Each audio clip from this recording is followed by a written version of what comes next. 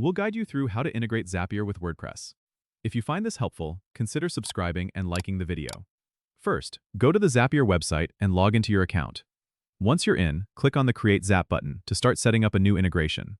You'll need to choose WordPress as your trigger app by typing WordPress into the search bar and selecting it from the dropdown. Next, you'll be prompted to select a trigger event. For example, you might want to choose New Post if you want an action to occur every time a new post is published on your WordPress site. After selecting the trigger event, you'll need to connect your WordPress site to Zapier. Click on Connect a New Account and follow the instructions to input your WordPress site URL and login credentials.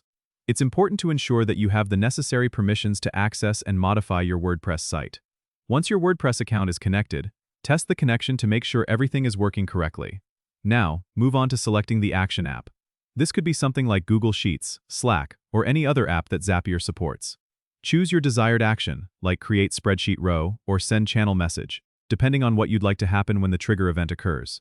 You'll need to set up the action details, such as which sheet to add data to or which Slack channel to send a message to.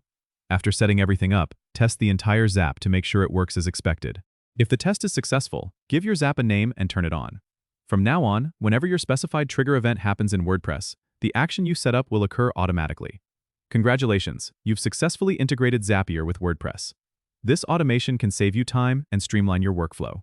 Don't forget to subscribe and comment if this helped you out.